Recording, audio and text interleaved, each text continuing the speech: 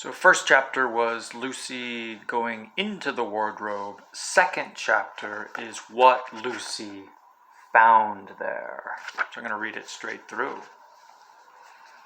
"Good evening," said Lucy. But the fawn was so busy picking up its parcels that at first it did not reply. When it had finished, it made her a little bow. Good evening, said the fawn. "Excuse me, I don't want to be inquisitive, but should I be right in thinking that you are a daughter of Eve?" "My name's Lucy," said she, but not quite understanding him. "But you are, forgive me, you are what they call a girl?" asked the fawn. "Well, of course I'm a girl," said Lucy. "You are in fact human." "Of course I'm human," said Lucy, still a little puzzled. To be sure, said the fawn. "How stupid of me, but I've never seen a son of Adam or a daughter of Eve before." "I am delighted," that is to say, and then it stopped as if it had been going to say something it had not intended but had remembered in time. Delighted, it went on. "Allow me to introduce myself. My name is Tumnus." "I'm very pleased to meet you, Mr. Tumnus," said Lucy. "And may I ask, O Lucy, daughter of Eve," said Mr. Tumnus, "how you have come into Narnia?" "Narnia? What's that?" "Well, this is the land of Narnia," said the fawn. Where we are now, and all that lies between the lamppost and the great castle of Cair Paravel on the eastern sea. And you have come from the wild woods of the west." I got in through the wardrobe in the spare room," said Lucy. "Ah," in a rather melancholy voice. "If only I had worked harder at geography when I was a little fawn, I should no doubt know all about those strange countries. It is too late now." "But they aren't countries at all," said Lucy, almost laughing. "It's only just back there, at least. I'm not sure. It's summer there. Meanwhile," said Mr. Tumnus, "it is winter in Narnia, and has been for ever so long. We shall both catch cold if we stand here talking in the snow. Daughter of Eve, far from the far land of Spare Ulm, where eternal summer reigns around the bright city of Wardrobe, how would it be if you came and had tea with me?" "Thank you very much, Mr. Tumnus," said Lucy, "but I was wondering whether I ought to be getting back." "Well, it's only just right around the corner," said Mr. Fawn, "and there'll be a roaring fire and toast and sardines and cake." What is Lucy eating sardines for? "Well, it's very kind of you," said Lucy, "but I will not be able to stay very long." "Well, if you'll take my arm, daughter of Eve," said Mr. Tumnus, "I shall be able to hold the umbrella over the both of us. That's the way. Now, off we go." And so Lucy found herself walking through the wood arm in arm with this strange creature as if they had known one another all of their lives. They had not gone far before they came to a place where the ground became rough and there were rocks all about and little hills up and little hills down. At the bottom of one small valley, Mr. Tumnus turned suddenly aside as if he were going to walk straight into an unusually large rock. But at the last moment, Lucy found he was leading her into the entrance of a cave. As soon as they were inside, she found herself blinking in the light of a wood fire. Then Mr. Tumnus stooped and took a flaming piece of wood out of the fire with a neat little pair of tongs and lit a lamp. "Now we shall not be long," he said, and immediately he put a kettle on. Lucy thought she had never been in a nicer place. It was a little dry, clean cave of reddish stone with a carpet on the floor and two little chairs, one for me and one for a friend, said Mr. Tumnus, and a table and a dresser and a mantelpiece over the fire, and above that a picture of an old fawn with a gray beard. In one corner there was a door which Lucy thought must lead to Mr. Tumnus's bedroom, and on one wall was a shelf full of books. Lucy looked at these while he was setting out the tea things, and they had titles like The Life and Letters of Silenus, or Nymphs and Their Ways, or Men, Monks, and Gamekeepers, A Study in Popular Legend, or Is Man a Myth? Now, daughter of Eve, said the fawn, really, it was a wonderful tea. There was a nice brown egg, lightly boiled, for each of them, and then sardines on toast, and then buttered toast, and then toast with honey, and then a sugar-topped cake. And when Lucy was tired of eating, the fawn began to talk. He had wonderful tales to tell of life in the forest. He told about the midnight dances, and how the nymphs who lived in the wells and the dryads who lived in the trees came out to dance with the fawns. About long hunting parties after the milk-white stag who could give you wishes if you caught him. About feasting and treasure-seeking with the wild red dwarfs and deep mines and caverns far beneath the forest floor. And then about summer, when the woods were green and old Silenus and his fat donkey would come to visit them, sometimes Bacchus himself. And then the streams would run with wine instead of water, and the whole forest would give itself up to jollification for weeks on end. Not that it isn't always winter now, he said gloomily. And to cheer himself up, he took out from its case on the dresser a strange little flute that looked as if it were made of straw, and he began to play.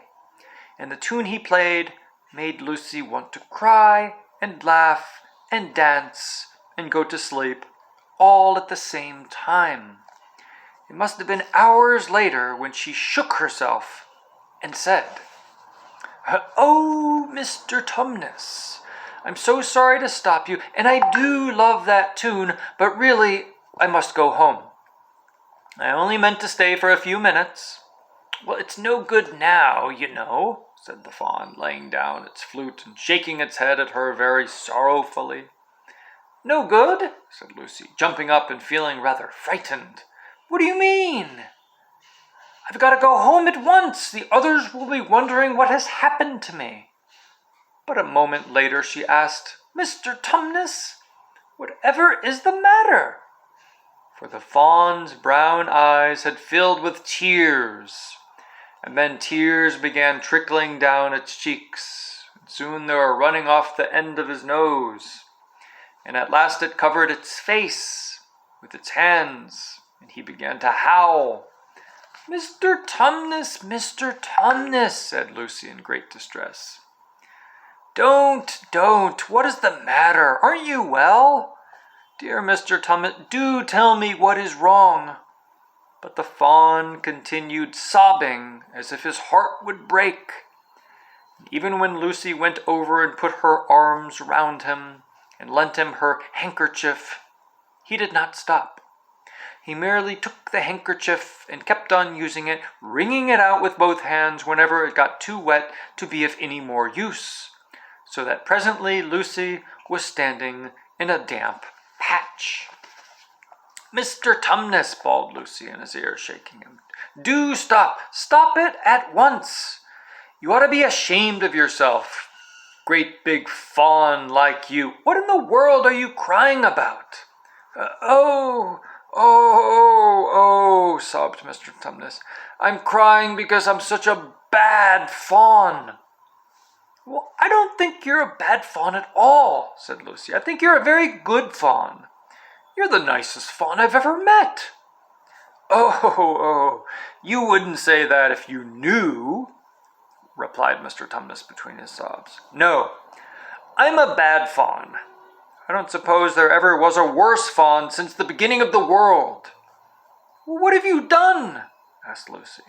"My old father now," said Mr. Tumnus. "That's his picture over the mantelpiece. He would never have done a thing like this." A thing like what? Said Lucy. Like what I've done, said the Fawn. Taken service under the White Witch. That's what I am.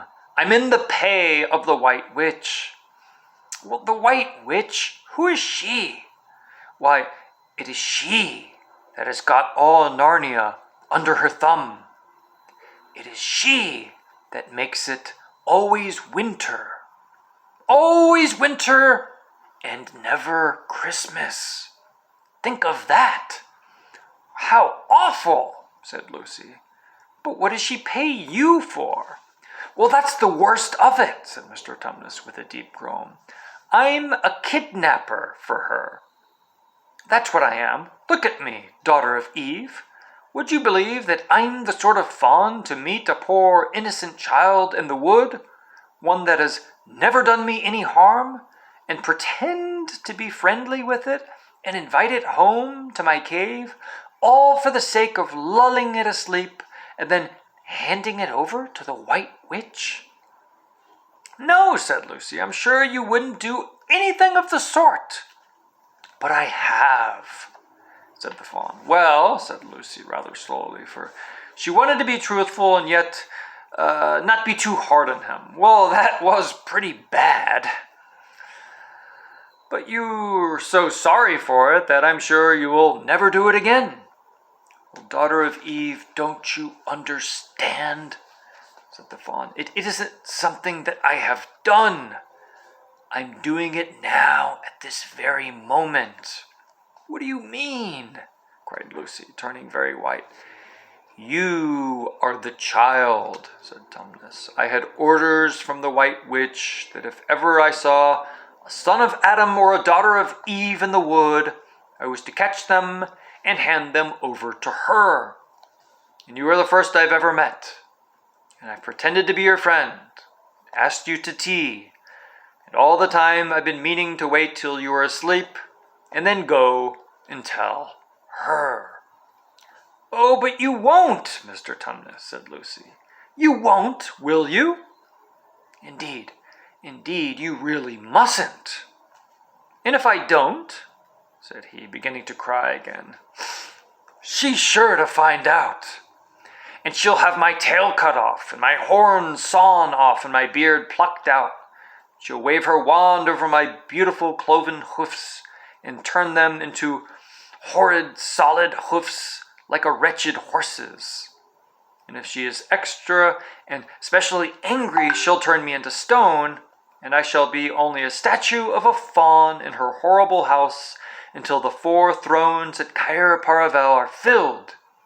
And goodness knows when that will happen, or whether it will ever happen at all. Well, I'm very sorry, Mr. Tumnus, but please let me go home. Of course I will, said the Fawn. Of course, I've got to.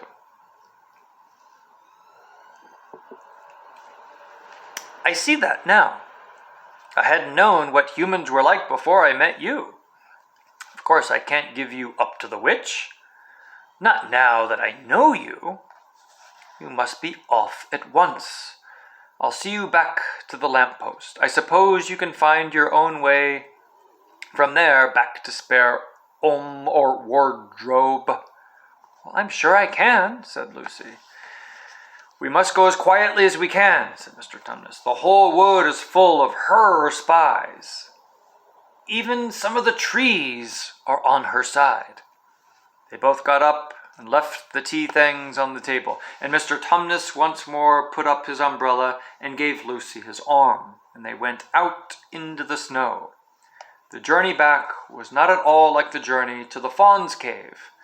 They stole along as quickly as they could without speaking a word, and Mr. Tumnus kept to the darkest places. Lucy was relieved when they reached the lamppost again. Do you know your way from here, daughter of Eve? Said Tumnus. And Lucy looked very hard between the trees and could just see in the distance a patch of light that looked like daylight. Yes, I can see the wardrobe door. Then be off home as quick as you can, said the Fawn. And can Can you ever forgive me for what I meant to do?" "Why, of course I can," said Lucy, shaking him heartily by the hand. "And I do hope you won't get into dreadful trouble on my account." "Farewell, daughter of Eve," said he. "Perhaps I may keep the handkerchief." "Rather," said Lucy, and then ran toward the far-off patch of daylight as quickly as her legs would carry her. And presently, instead of rough branches brushing past her, she felt the coats, and instead of crunching snow under her feet, she felt wooden boards. And all at once she found herself jumping out of the wardrobe into the empty room from which the whole adventure had started. She shut the wardrobe door tightly behind her and looked around, panting for breath. It was still raining, and she could hear the voices of the others in the passage. "I'm here," she shouted. "I'm here. I've come back. I'm all right." End of the second chapter. Don't trust the White Witch.